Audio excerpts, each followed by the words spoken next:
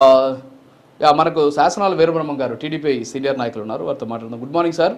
So మొత్తానికైతే ఈరోజు మరణం అనేది ఒక రాజకీయ ఆయుధంగా మారుతుంది. సో ఇటీవల జరుగుతూ ఉన్నటువంటి ఇష్యూస్ అన్ని కూడా మనం చూస్తూ ఉన్నాం.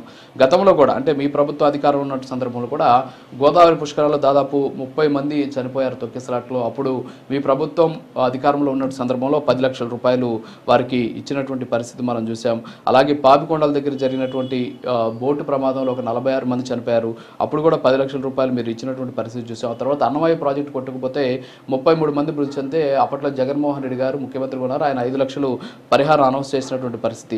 సో ఈ విధంగా చూసుకుంటూ పోతే పరిహారం చనిపోయినటువంటి వాళ్ళు అక్కడ అదొక దుర్ఘటన మాత్రమే, అదొక సంఘటన మాత్రమే, దురదృష్టవశాత్తు జరిగినటువంటి అంశం మాత్రమే. సో చనిపోయినటువంటి వాళ్ళు తీసుకురాలేం కాబట్టి ఆ కుటుంబాలకు పరిహారము ఇవ్వడం అనేది ఆనవాయితీగా వస్తుంది. ఆ కుటుంబాలకు అండగా నిలవాల్సినటువంటి బాధ్యత కేవలం ప్రభుత్వాలదే కాదు, ఆ కార్యక్రమాలు నిర్వహించినటువంటి నిర్వాహకుల మీద కూడా ఉంటుంది. కానీ ఇప్పుడు దీన్ని ఒక పొలిటికల్ టర్న్ తీసుకుంటూ వెళ్ళడం అంటే ఇక్కడ అటు వైఎస్ఆర్ కాంగ్రెస్ పార్టీ కావచ్చు, ఇతర పార్టీలు కావచ్చు, దీన్ని పొలిటికల్గా ఎందుకని దీన్ని వాడుకునేటువంటి ప్రయత్నం జరుగుతుందంటారు వీరబ్రహ్మం గారు?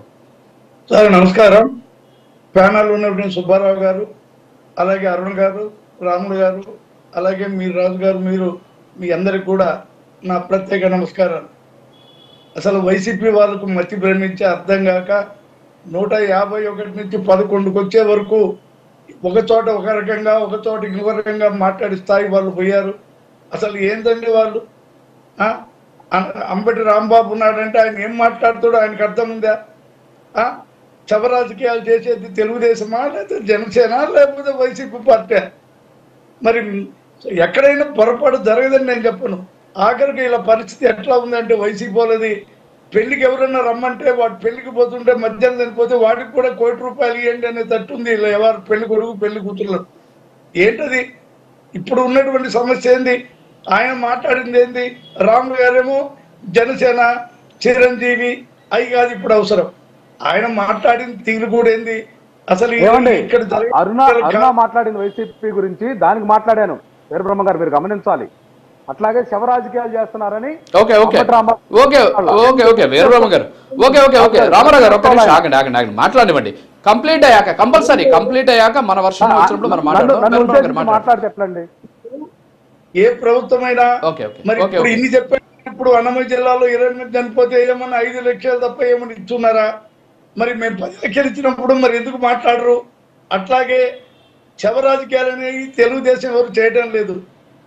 మీకు తెలిసిందో లేదో కానీ రాములు గారు రాజశేఖర్ చనిపోయినప్పుడు ఓదారు యాత్ర పెడితే మీరు వినాలి. రాజుగారు కూడా మార్కాపూర్లో ఎవరి పేర్లు రాసుకుంటూ పోయారు. ఎందుకంటే 1 లక్ష వస్తున్నాయి లేని వాళ్ళు శవ రాజకీయాలు వైసీపీ వాళ్ళు.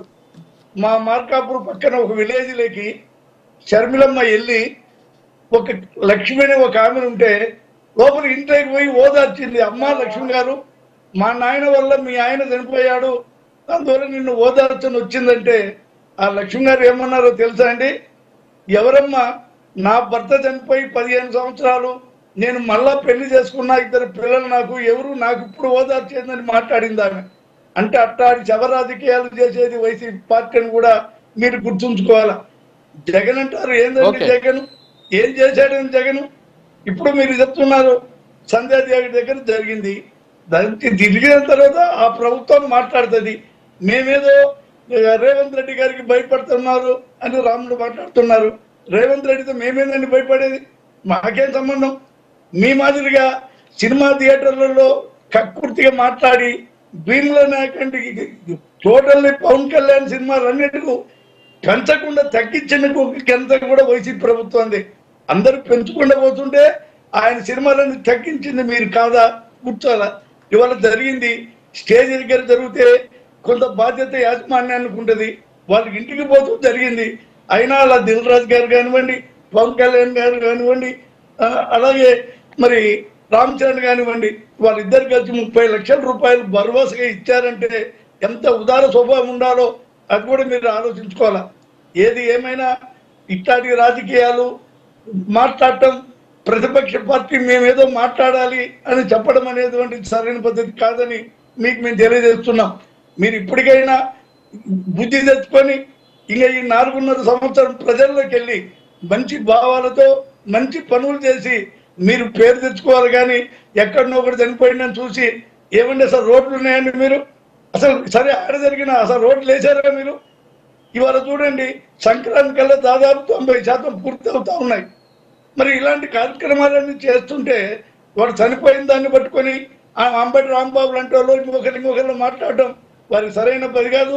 ఇప్పటికైనా వైసీపీ నాయకులు బుద్ధి తెచ్చుకొని చిల్లర రాజకీయాలతో పాటు శవ రాజకీయాలు చేయడం సమంజసం కాదు.